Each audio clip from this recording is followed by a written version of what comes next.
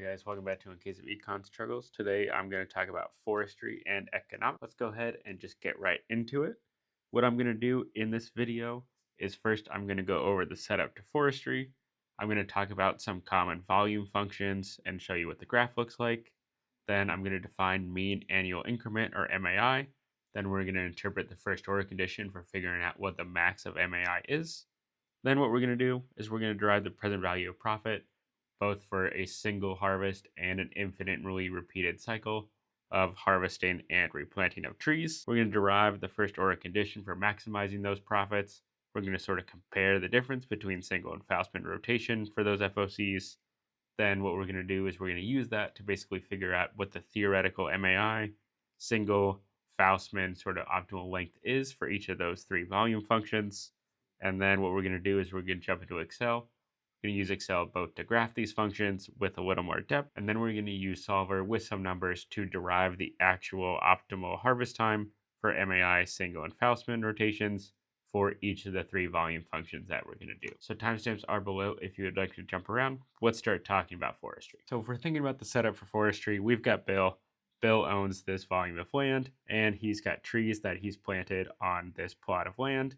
We're going to say that the volume of these trees is just some volume function Q of t, where t is how old or the age of the tree.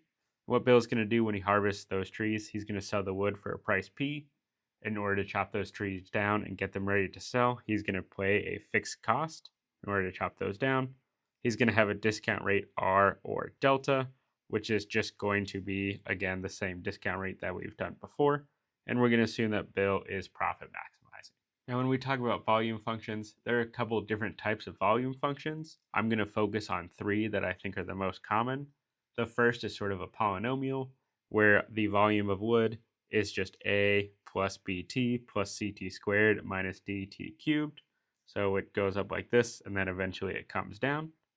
There's also logistic, which is k times 1 over 1 plus e a minus b over t minus 1 over 1 plus e to the a. That's sort of a logistic growth function. Then we have a simple exponential volume function, where q of t is just e to the a minus b over t. So again, when we jump into Excel, we'll put more of a pretty picture on this graph, but this is just sort of a basic idea of what these three volume functions look like. Now, one thing that we might care about when it comes to forestry is what we call MAI, or mean annual increment, which is just how much volume we have in the tree divided by how many years that tree is growing. So like on average, how much wood are we getting out of this tree per year? And so that's what we define as MAI. If we want to find the age of the tree that maximizes the mean annual increment, what we're going to do is we're going to take this equation for MAI, and we can rewrite it like this if we want to, because we know we're going to have to take the derivative and set it equal to 0. That's how we know we're going to maximize it. So if I take the derivative and I use this form right here with the product rule, this is going to be q prime of t over t, which is this guy right here, plus minus t minus 2 times q of t equals 0. I'm just going to rearrange that a little bit. So this is q prime over t. This guy right here, if I move to the right-hand side and rewrite as a fraction, this is q of t over t squared, which means that we're going to get that q prime of t equals q of t over t, where q prime of t is just the marginal growth rate. That's how much extra wood we're getting in a given year. We're saying at the maximum of mean annual increment, it's equal to average growth. So this is sort of like when you have the maximum of average product, that's when your marginal product equals your average product. That's what we're getting here. Just for a little bit of math practice, if we're dealing with mean annual increment, we're going to deal with derivatives. So let's just quickly go through the derivative of each of these volume functions. So for the function for the polynomial a plus bt plus ct squared minus dt cubed, it's a pretty straightforward derivative. We just get this guy right here. For the simple exponential function, we're going to take the derivative of e to the f of x. So that's just e to the f of x times the derivative of that inner function. The derivative of minus b over t is just going to be minus b over t squared. So that's positive b over t squared. For our logistic function, what I'm going to do is I'm going to take this guy right here. I'm going to distribute the k out, because notice that this second term, k times 1 plus e to the a all to the minus 1, this guy doesn't have any t's in it at all. So when I take the derivative, I'm just focused on this guy right here. Factoring the k out, what I'm going to do is apply the chain rule. So the derivative of this to the minus 1 is negative 1 times the inside function, all raised to the exponent of minus 2. The derivative of this inner function is the derivative of e to the a minus bt, which is e to the a minus bt times minus b.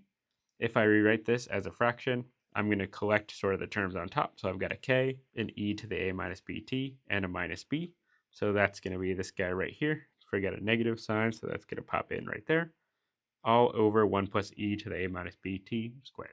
Moving on to profit maximization, let's talk about a one-shot deal or a single rotation versus an infinite shot deal or a Faustman rotation. For a one-shot for a single rotation, what I'm trying to do as Bill is I'm maximizing the present value of profit. Well, this is the continuous present value, or the continuous version of taking present value. The profit that Bill gets from chopping and selling the wood from these trees is just the price of wood times the volume minus the fixed cost, which I'm using as C, which means that the present value of profit is just P times Q of T minus C over E to the delta T. For a Faustman rotation, if I'm doing an infinite cycle of harvesting and replanting, what I'm going to do is I'm basically going to add up P times Q of T minus T, E to the delta T, that's the first harvest. The second harvest, I'm going to let those trees grow to the exact same length or the exact same age. We're assuming that's not going to change over rotations.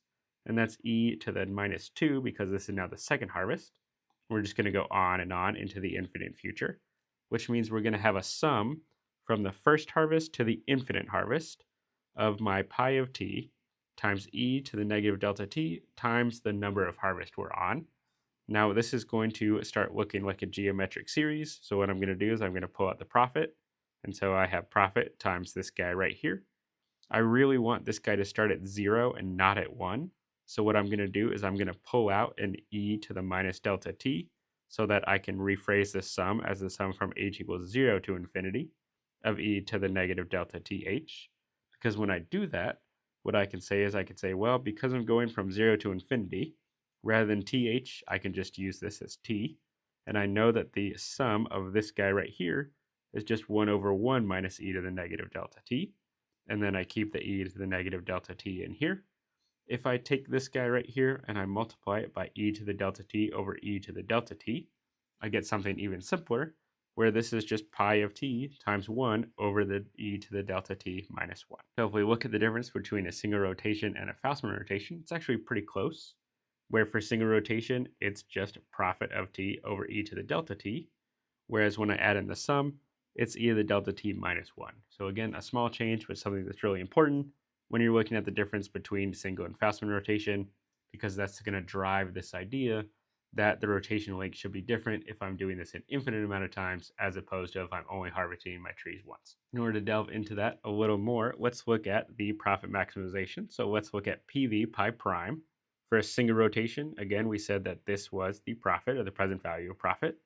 When I take the derivative of this guy, I'm going to get the derivative of the first, which is PQ prime of t, times the second, plus the second, which is my profit of t, times the derivative of e to the negative delta t, which is e negative delta t times negative delta. If I want to set that equal to 0, what I'm going to do is I'm first going to take these e to the minus delta t's. I'm going to pull them out common and then put it on the denominator because now I have a fraction. I know that e to the delta t will never be equal to 0. So the only way that this will be equal to 0 is if this numerator is equal to 0. Okay, well, what does this numerator mean? Well, this is basically the marginal revenue that I get by waiting to cut my tree an extra year. This delta is the interest rate. This is the amount of money that I would get if I chop the tree today. So if I wait, I get this. This is my marginal revenue. If marginal revenue equals marginal cost, how is this the marginal cost? Well, this is saying if I took the money that I got today and put it in the bank at interest rate delta, that's how much interest I would accrue by leaving it in the bank. And so when I'm at the optimal, in terms of the optimal rotation length, the amount of money I get by waiting should be exactly equal to the amount of money I forego if I were just to take money a period earlier and put in the bank and earn some interest on that money. So that's all we're saying there. For the Faustman rotation, it's a little messier. We're doing the same sort of idea where I'm going to use the quotient rule. So this is the low times derivative of high minus high derivative of low over low squared. Again, the only way that's going to be equal to 0 is if this guy is equal to 0. And again, it's the same sort of deal, where what's different is this is, again, my marginal revenue for waiting, but I get that margin of revenue for waiting every single rotation for an infinite number of rotations. And here again, I get my interest money, but again, that's summed for an infinite number of rotations. So now what we're going to do is we're going to pop into Excel. We're going to graph some of these functions where I'm going to give you some numbers, and then we're going to go in and we're going to figure out what is the optimal rotation length for MAI, for single rotation, and for Faustman rotation for each of these three different types of volume functions, and we're going to compare them. We're going to use solver. Alrighty, so here we are in Excel, and I've got some numbers for the different parameters for our volume function. So our volume function again is just a plus bt plus ct squared minus dt cubed. Talked about some other volume functions in the math, but first we're going to start with this one. So what I can do is just plot this. So if I want to plot this over time, what I can do is for q of t, that's going to be equal to a. And so I'm going to lock this because this is a parameter value. So a plus b lock times t, where this is my t over here, plus it's going to be ct squared. So c times t squared, and then finally minus dt cubed. So d again lock times my t, and then I'm going to cube that, and so I'm going to get 0, which is good. When the tree is 0, you would expect the volume to be 0, and I can drag that down. For q prime of t, I've got that function right here, and so that function is just going to be b. So again, b, that's plus, and that's going to be a lock 2 times c times t. So again, locking all the parameters times t minus 3 times d, again lock, times t squared. So I'll go ahead and put that in and drag that down. And then finally, for mean annual increment, which I know is q of t over t, that's just going to be q of t divided by t. And so when I do this for 0, it's going to tell me that this is divided by 0. What I'm going to do is drag this down by 1, so it's a real value, and then just erase this for this guy, because that's not going to work. You don't have an MAI at 0, and then I'll drag that guy down. And again, you can sort of see what's happening is that the MAI is going up, the growth rate is going up, and then at some point they'll be approximately equal to each other. And so if we want to find, say, the max of MAI, then we go ahead and do that. The way we're going to do that is we're going to set up an initial guess for t. So maybe let's suppose it's 10 years. Okay, so now I'll just enter q of t. I could just copy it over from this guy right here, but I'm just going to do it again just for completeness. So q of t is going to be a, which is 0. So again, that's a lock, plus b lock times t, but now my t is this initial guess here, plus c, again, that's a lock, times t squared, so t quantity squared, minus dt cubed, so d lock times t raised to the third power, get 24.5. MAI is just going to be q of t divided by t, so I'll just plug that in like that. Q prime of t, I don't actually need to maximize mean annual increment, but we know from the math that when I've maximized MAI is equal to q prime, and so I'm going to keep this in order to tell me whether or not I think I've done this correctly. So q prime of t, and we've done it before, it's just b, so this is b plus 2 times ct, so 2 times ct, c lock times t, minus 3 times dt squared, so dt quantity squared. So I'll go ahead and enter that. And then I'll copy this over into solver and make sure that all the numbers don't change, and indeed we're good. I'll go ahead and bring up solver. And when I bring up solver, what am I doing? Well, I want to maximize this MAI. I'm going to change t. I shouldn't need any constraints, so I'll go ahead and run that. And we'll see that we get a solver value of 50. And at the value of 50, the MAI is exactly equal to q prime of t. So that makes me more confident that I've done this correctly. Now, if I want to do things like single and Faustman rotation, I'm going to need a little bit of extra data. What do I need? Well, for single rotation, what I'm going to do is I'm going to add in the present value applied for a single rotation, which I know from the math is just profit times e, or divided by e to the delta t. And so what I'm going to do is I'm going to say that e to the delta t here, this is going to be equal to exponent, and then delta, which is 0.03, times t, which is this guy right here. And so PV pi single is going to be, and then it would be really easy if I had a profit. So I'm actually just going to move this down one. I'm going to say this is profit, or just PQ of t minus FC. So this guy is equal to P times Q of t minus FC. And I'll go ahead and lock the things that I need to lock. So both the price and the cost. And now the PV pi single is just going to be equal to pi divided by e to the delta t, which is 288.9. If I wanted to do the derivative, we could do the derivative from the math. And for now, I'm going to leave this guy alone. We'll come back to it when we get to the end of the video. Same thing for this guy, summing PV pi here. So I'll go ahead and take that out. So what I'm going to do is I'm just going to drag this over all the way to a single rotation. And I'll go ahead and keep going. First single, let's go ahead and set it up with a value of 10. Again, I'll move this guy over here like this guy over here like this guy over here like this, and make sure that my values match the initial guess. So a single rotation, what I'm going to do with solver is I am going to maximize the present value of pi. I'm going to change the t value in this function here. I'll go ahead and click solve. I get 39.29, which looks pretty good to me. If I wanted to, I could check this by taking the derivative and then showing that derivative is 0 at this value. Not going to do that right now just because this is a little quick overview. For Faustman, what I'm going to do is I'm going to say that this guy, e to the delta t minus 1, is this guy minus 1. I'll go ahead and move that all the way over. I'll go ahead and take the initial guess and just pop it over here. And I know that the sum of PV pi is just equal to pi divided by e to the delta t minus 1. So I'll go ahead and move that over as well. I'm going to again pull up solver. I'm going to maximize the sum of PV pi. I'm going to change the value of t like this. And I'll click solve, and I know based on the math, based on the intuition, that the Faustman rotation should be shorter than the single rotation, and that's exactly what I see.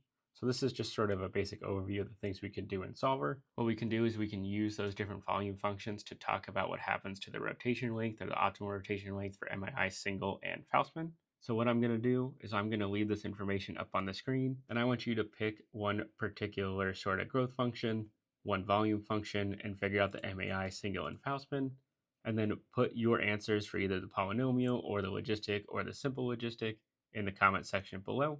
And then in a follow-up video, I'll go through all of these and talk about what the answers actually are. But hopefully this just gives you a quick little overview of forestry, both the math and the Excel, and the different types of optimal rotation lengths we can find with forestry. If you've got questions, again, feel free to put that in the comment section below. For this video, these videos in general helping you out, please like and subscribe. See you next time for another case of Econ struggles.